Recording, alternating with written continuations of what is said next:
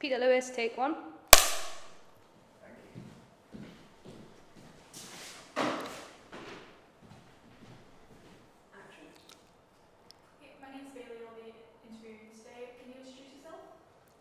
Yeah, my name's Peter Lewis, and I used to be involved with Alnwick Fair. Can you tell us about Alnwick?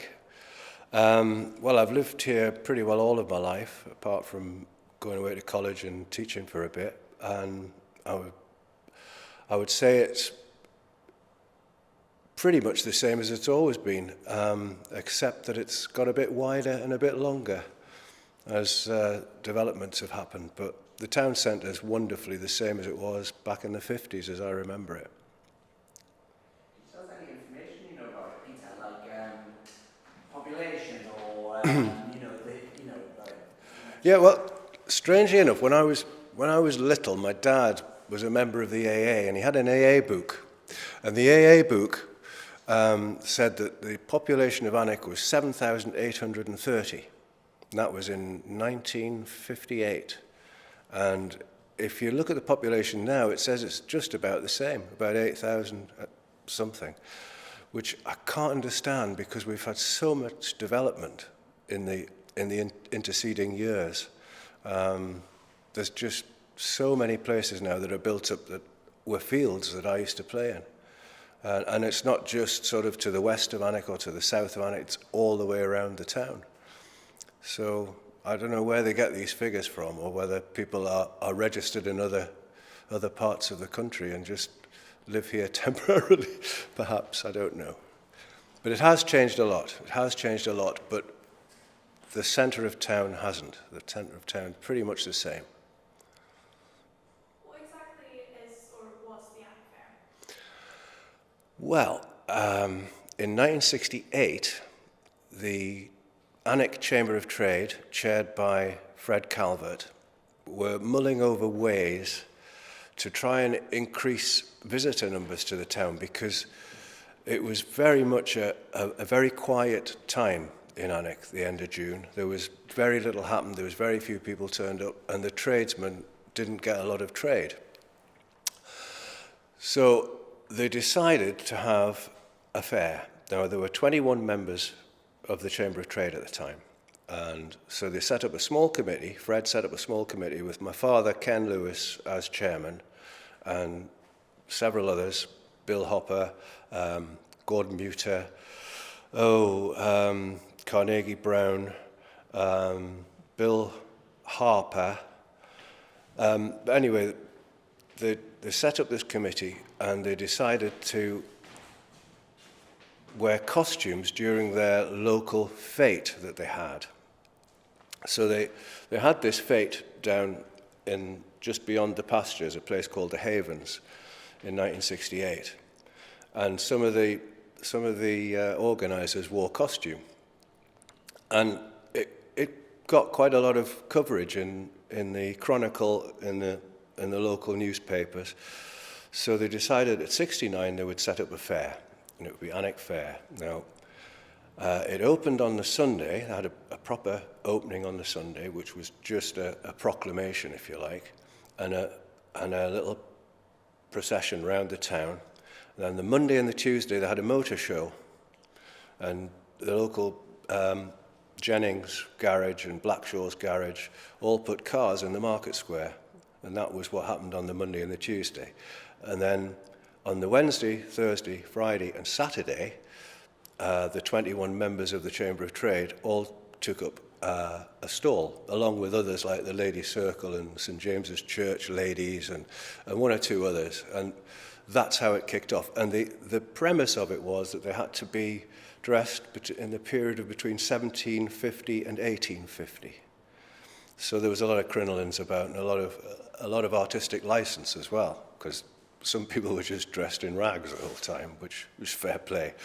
And it again got a lot of publicity in 1969, and a lot of people got dressed up. That was the important thing. A lot of people got dressed up, and they had courts, and they just trumped up charges against individuals that were on the market stalls, because they knew they'd be all right about it because there were members of the Chamber of Trade with them, so they wouldn't complain too much when they got put in a pillory or in the stocks and had rotten tomatoes thrown at them. And it worked a treat. It worked an absolute treat. And it just went on from strength to strength from there. What exactly did it consist of? Like, what were some of the attractions? Wow.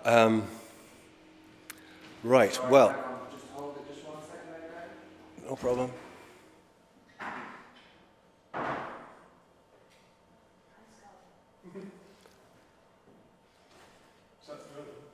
You can probably answer that one. Do you want me to start again, or do I wait? Did you cut guys or did you keep on?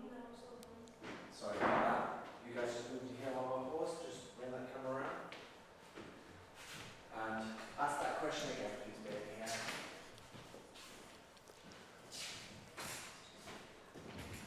Go for it, Billy, yeah. What did the fair consist of? Like, what were some of the attractions? It's a tremendous question because there were so many. Initially, not so many, but bear in mind there were at the time 21 pubs in Alnwick, and there were also 10 clubs, like the golf club, the rugby club, the football club, bowls club. So there were like 31 licensed premises. So it was the evening events were very much centred around drink and public houses. But that was mainly because that's where people met, and it was quite normal. It's not quite so normal now. So the fair committee had to appoint an evening events committee member latterly. That didn't happen early on, but it happened later on. And that evening events committee also organised their own events, like they had, and it's a knockout in the market square. They had a beast, which was a cross between a feast and a ball in the guest hall in the castle, and they had all sorts of other events on through the day as well. So yeah, averaging 15 different events every night of the week in Alnwick, right through. I mean, from Monday right the way through. The only problem with that was a lot of the landlords and tenants didn't have the manpower to run the pub and to run the event. So the Evening Events Committee came into its own then. They would get people from or associates of the fair to go and run these events. Stupid things like bottle walking, knobbly knees competitions, a garter competition for the ladies, and it was very, very misogynist in those days, bear in mind. Not ideal these days. But they had pie-eating competitions, they had gurning competitions. The Tanner's Arms, Winston Hardesty at the Tanner's Arms, had so many different things. They had one called Lobber, where you had to throw a balloon full of water over a cane across the road. Somebody was stood on the other side of it with an old German helmet on with a big spike on the centre. And if you actually hit the spike and soaked the person underneath the helmet, you got a pint. My apologies. And it, Let me don't know. sorry. How dare you? Sorry. It's just a really good story as well. I don't want to miss out on it. I do apologise. No, it's not your fault, of course. Sorry.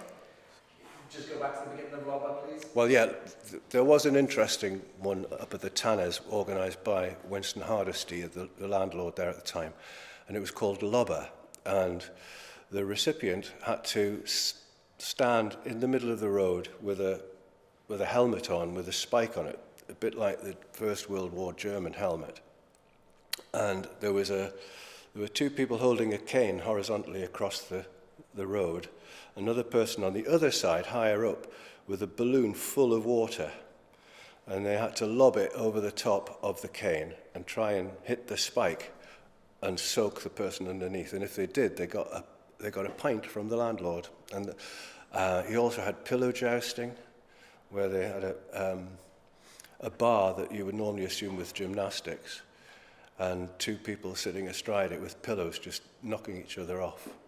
It was, the more you got hurt, the more beer you got bought, I suppose. That was the joy of that. And then the strongman competition, you had to carry a great big sack full of sand from the Tanners down to the Hotspur Tower, and then back up again. That was the tough bit. I actually did that once when I was chairman. I would never do it again. But yeah, they had all sorts of things through the day as well. The St James's ladies used to put on food and events in the Northumberland Hall, initially in the town hall, but then they moved to the Northumberland Hall because the town hall wasn't big enough. So yeah, there was stacks of stuff on. I'm sorry if I'm boring you, because I can talk about it for hours. No, I hope you that's exactly what we want. We give yes and no answers. Yeah. Continuing. What positives do you think it brought to Alnwick? Well, the first one was the fact that it was a very poor tourist time of year. There was a dip in, well, there wasn't any tourists at all in Alnwick at the end of June. And it achieved that objective because people came to Alnwick in their droves. And I mean that. I'm talking tens of thousands of people over the week would come to Alnwick. So that was, I think that was the initial objective of the original Chamber of Trade men. After that, we got involved with the Northumberland Tourist Authority. A guy called Bill Cartwright used to come up, and he got us all sorts of extra stuff. And he used to sort of get us to go to, we went to Manchester to promote the fair in costume. We went to Glasgow to promote the fair in costume, looking like a complete lemon, in a top hat and tails, and handing out leaflets about Alnwick Fair in Manchester. Nobody. I did meet Bobby Charlton at the same event in Manchester, so I suppose that was something. So yeah, it achieved an awful lot. It put Alnwick on the map. In fact, I went to an England tourist board meeting down in Bristol, and I went to this seminar, and it was a person from Llandudno Wells in Wales talking about Llandudno Wells Fair, and it was identical. They'd basically ripped off our blueprint from Alnwick and done it down there, because I sat and listened to everything they said, and I knew the guys had been up here a few years earlier, so I knew that they started about 8 or 9 years after Alnwick started. So yeah, Llandudno Wells, I think. So it did achieve its objective, yeah. What were some of your best memories of the Alnwick Fair? Oh, where do I start? Probably my best memory was when I was chairman in 1982, and my wife and I, Annie, had just given birth to Nick, who you interviewed earlier, and he was 1 week old on the opening Sunday, and we went round the procession with him. What one says? Someone just clearly got that and says, just tell them to shush. It was like, Sorry, guys. someone's drilling and then there's a big foot. Give it 1 second. I mentioned the ducking stool. Peter. I mentioned the ducking stool. Not yet. That's going to be one of my best after Nick. Do you want me to start with Nick again, or? Tell you what, guys, just give a cut for a few seconds. I'll give him 5 seconds if he's not that bad, so we'll cut on it and then just do something.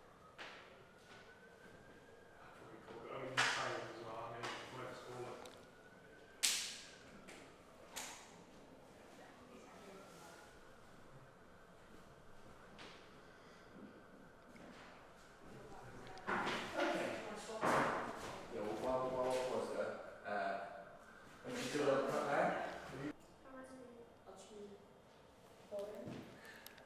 Peter Lewis, interview take 2. Can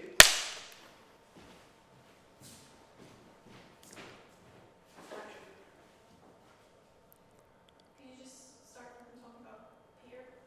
Wait, no. Sorry. Nick, again? About the 1982 fair, my second year as chairman. My son Nick was born, so Anne and I had Nick in the procession on the opening Sunday, and he was 7 days old. And that was probably my proudest moment, but and probably my most memorable moment. But starting the ducking stool was quite good fun, and being involved with the militia had its moments, like every day for about 20 years of my life. During the fair, we had such a laugh and made so many friends, not just with the Norwegian band members and their leaders, but just the people of Alnwick. You've got to bear in mind, I was a businessman. I worked in the town. I didn't really get to go out that much. So Fair Week, I was in pubs that I'd never been in since the previous Fair Week, and I was meeting the locals in those pubs, and we were all reacting, and it was just wonderful. And it had a terrific sense of community. And I think possibly that's something that we could work a little harder on these days, thought of community. But in those days, I think the fair inculcated a feeling of community. Why is it no longer a thing, do you think? Annie and I have got every copy of an Alnwick Fair programme from 1969 to 2007. And it's strange because they were quite bulky tomes, most of them, until you got to the 2007 one, which was really quite thin and quite insubstantial. And I realised then that, of course, we talked earlier about the evening events being 15 or 20 evening events every night. It was quite a high percentage of people you had to have involved. And as your community side dies a little bit, you maybe don't have as many people to go out and run these events. So over the last 2 or 3 years of the fair, it was dropping off just a touch every year, as we couldn't run the events for the landlords, or the landlords lost interest, or they didn't perhaps have the number of people coming through the doors to warrant putting them on. And it's quite insidious. Plus, we had public liability insurance went through the roof. The problems with doing the ducking stool were sort of becoming more and more problematic through the insurance side of things. We had to swap our insurance through to the trust. There was a trust at the time, run separately to the fair, and we piggybacked onto their insurance so that we could still do the duckings, because the insurance company that we were using wouldn't insure us to do that. And it became more litigious, that people tended to want to sue if anything went wrong.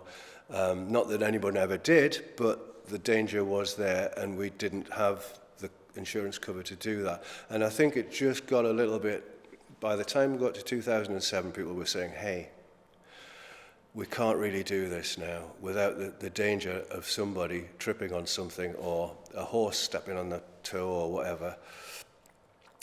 So I think it just gradually became, became a victim of itself. Since COVID and not being allowed to be together or anything, why do you think festivals and community gatherings are so important? Well, I think it's self-explanatory. It brings together the communities, and the more you can do that, I mean, we saw that in COVID, like you say.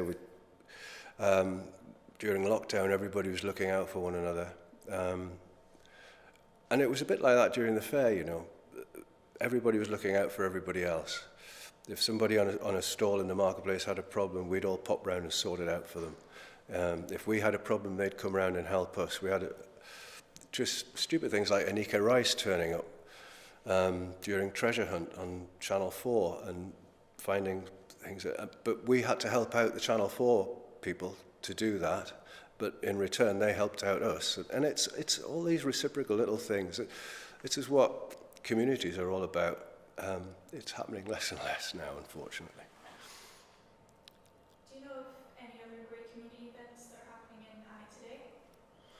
Well, I know the Round Table put on their beer festival in the town hall a couple of weeks ago. I know that the food festival was on, which I believe was quite successful in the marketplace. Obviously, the Shrovetide football, that's an ever-present, thanks to Archie and his team. Trying to think of what else. Well, the fireworks display, again, Round Table. But yeah, it's getting fewer and fewer, unfortunately. Any other questions from the floor? Could you explain what the football thing is, please? Could I explain what the... What the football event is? Well, it basically dates from around about 1500, 1450, something like that. And it was just the parishes of St Paul's Church and St Michael's Church playing football with each other. It actually started in the town centre, but it got a bit too raucous, and there were a lot of windows getting broken. So the Duke allowed us to go down onto the pastures in front of the Aln. Included in that was they used to throw the ball into the river at the end, and whoever got the ball and swam to the other side of the river on the castle side got a free suit from the Duke of Northumberland for his pains. And actually, I suppose back in the 1800s, certainly that would have been quite a bonus for a guy. They still get a suit today? No. They get to keep the ball, I think, that's about it. The Duke's got other fish to fry now. Cool. Anything else? Anything else that you wanted to say, Peter, that came to mind that you were thinking about when you thought about coming in here? Not other than 1969, I just turned 18, so I just became legal to drink. And that kind of shaped the rest of my life, really. But no, it was just a godsend. It was just lovely to be able to go around and see all these different people doing different things. And I learned how to bottle walk. I did enter the Knobbly Knees competition. And I just did stupid things. I arm wrestled. I arm wrestled Big Fletch, and he beat me. It was, but it was lovely because you took part in everything, and it was just part of my growing up, really. Right. Yeah, on that, what was it throughout the years? What was it like for teenagers and for young people? Well, I think it was quite nice because they genuinely we had junior bellmen, we had all different schools had classes on the stage in the market square, and they were all dressed in costume. And they would all be able to look around the fair and feel like they were part of it. Bear in mind that the first committee, the average age was probably low 50s. I know my dad was 47 as chairman. When I became chairman, I was 30. So the average age of the committee dropped, and the average age of the participants in Alnwick dropped as well, and it became a lot more inclusive to younger people because I guess we were kind of like younger people in those days, and so we could relate better to them. We put on events that they could relate to. I mean, I did make it sound like it was all pub orientated and drink orientated. It wasn't. There was so many more other things on, and it was just lovely. Oh yeah, I remember something. There was a thing for young people up on Lindisfarne School Field where there was like races and you win money and stuff. Yes. That was brilliant. Yes. But there was lots of little things like that. They probably had a shelf life of 3 or 4 years, and then they would die off. But they're replaced by something completely different and equally stupid. And everybody would just be standing there laughing. All the mums and dads would be killing themselves laughing. And the kids would be laughing, having sack races and wheelbarrow races and people falling flat on their face. And it was just hilarious. It must be a special thing for you and your family, considering 3 generations of your family. Yeah, it's weird, isn't it? I honestly didn't think about that until I was asked to say something on here, but it's right. It's been part of my life. I mean, self-aggrandizement here, I designed the first Alnwick Fair motif because I was at art college when Dad told me that they were going to run an Alnwick Fair and were to do a motif for the front of the programme. So it was awful, but hey, I did it. So it has been part of my life ever since I was at school, kind of thing. Yeah. Any other questions?